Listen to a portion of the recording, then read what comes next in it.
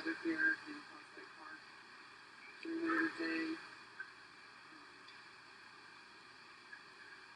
hard to think of this anniversary as anything but negative, but to be in the presence of his community, the people that loved him, it really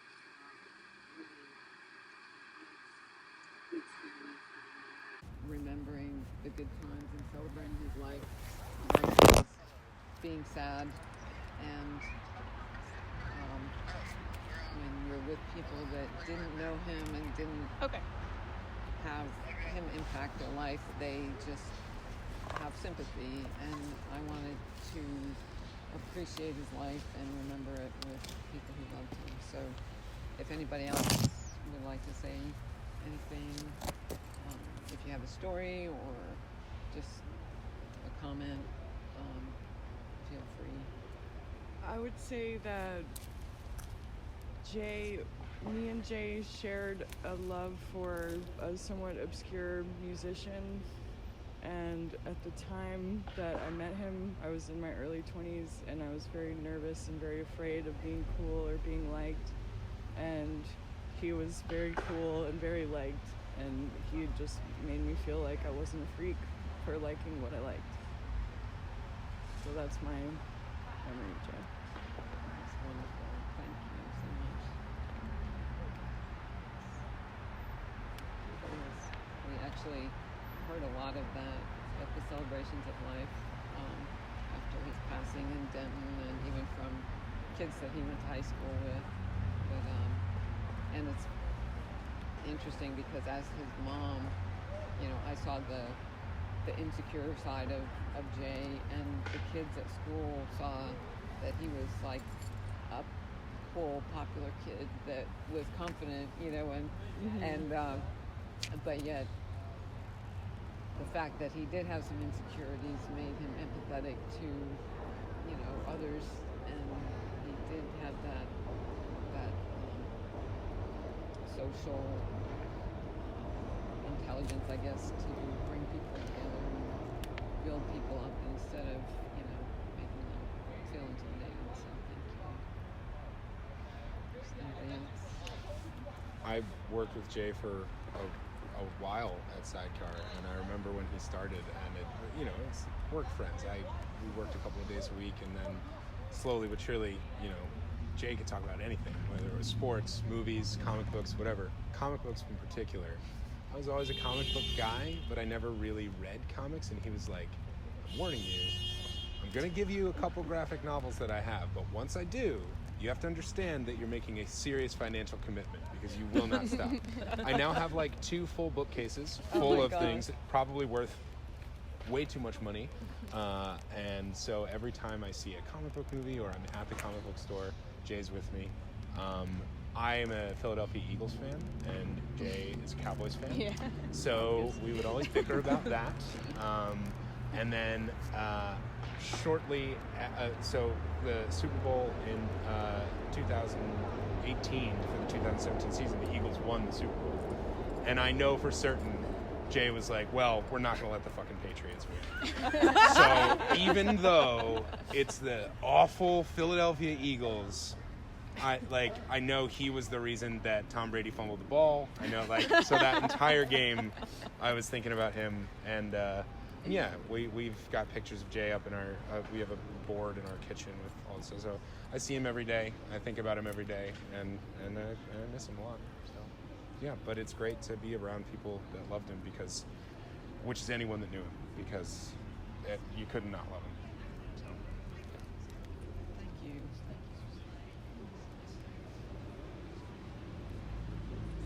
When I first met Jay, I had just been living in Texas, in Austin, Texas, but I was a New York City girl that had gone to Texas and then came back, and so there was this sort of like feeling of understanding the life and not understanding the life on both sides, I think. Oh, is he? This is Chris. Chris is in. Put you on video? Yeah. Hello. You tell him we're in the middle of a story. Hey, Chris. Hey, Chris. Hi. I'm gonna turn you around to find it. Oh yeah. Okay. Okay. Chris? Okay. We're sharing stories right now, so we're hearing from Dakota.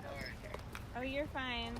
I was just talking about how actually the first time when I met Jay, I had just been living in Texas, but I had been living in Austin, Texas, and so I had about 3 months, 4 months of experience in Texas life, whereas he had about 4 months of experience in New York City life, and it was a very strange, like,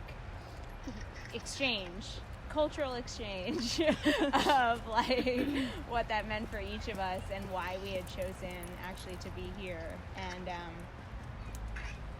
then within a few months, we actually went on a trip to Austin together, and I remember this sense of him being at home and me not feeling at home at all.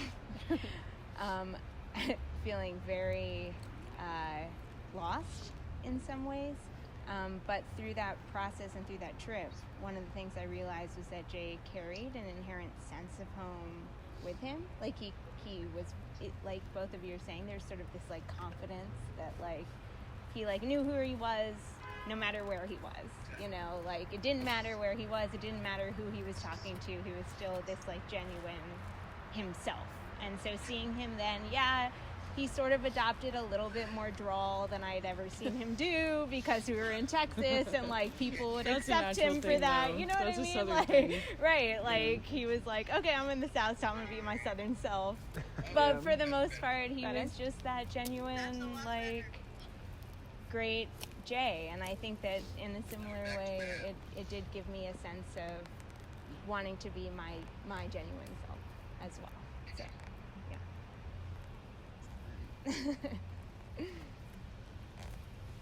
Thank you. Next. Anybody else? I know that we've gone beyond. I'm pretty sure it's past 9:10. So, please. Hey guys. Well, in true Jay fashion, we just keep talking. Yeah. That's right. So we, for the folks on live, on Facebook Live, we've got Denton on our Facebook Messenger call there. And This is some high-tech shit. Right? Yeah. This is really hillbilly technology here. There's the cell phone in the middle of the circle. We Somehow, got some ritualistic. sound recording down there. Dude, it'd be mortifying. That's good. I know. Oh yeah, this sound quality is definitely terrible. So go ahead, Chris. Have you guys done? Hello. We've been telling stories, so we haven't done our moment of silence yet. Yes.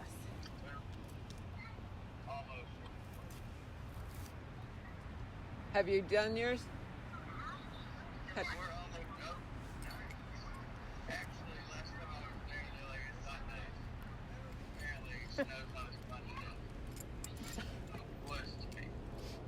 Okay, well, does anybody else want to say anything or have another story? Yeah, don't feel pressured. But if you want to, I don't want to shut anybody down. I like these people that are talking in the background with the young voices. I'm not sure who they are, but I'm glad they're a part of this. Yeah, it's nice that we're in Prospect Park, I think, right now, because Jay used to love Prospect Park very much, and he and I definitely came here a lot, but I know that he also has probably been to Prospect Park with everyone, maybe in the circle, because he just loves it. So I think everybody seems to think of Jay and on his bike in Prospect Park, and I know we've met here before, and for the celebration of life, and on his birthday, it seems to hold a special meaning to be here. So I don't know if there's, I think, is anybody have anything more before we recognize the moment of silence? Okay. Chris, we're gonna. You ready? We're ready. Okay. Okay. All right. All right. Well, I'll Let's do it too. Let's do we'll get close and.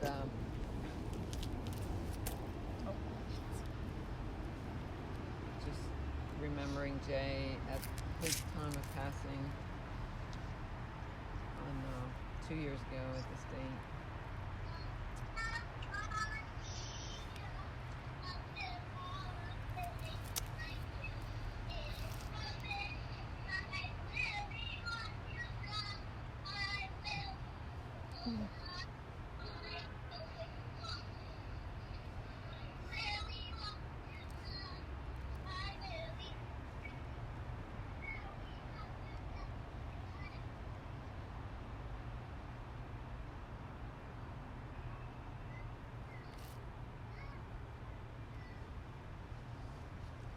Thanks. Thank you. Really special to have a critical mass of people to be able to get together here. It really means a lot to me.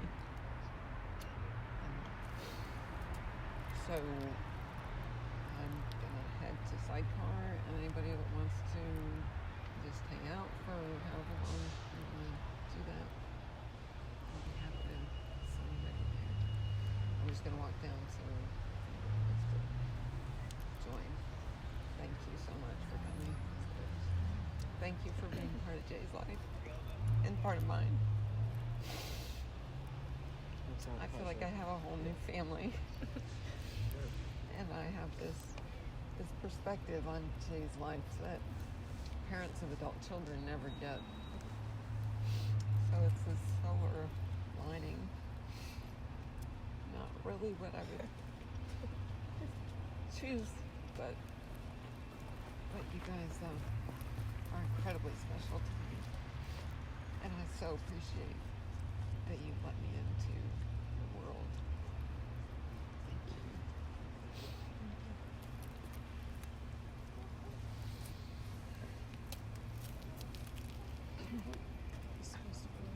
Let's do it all together.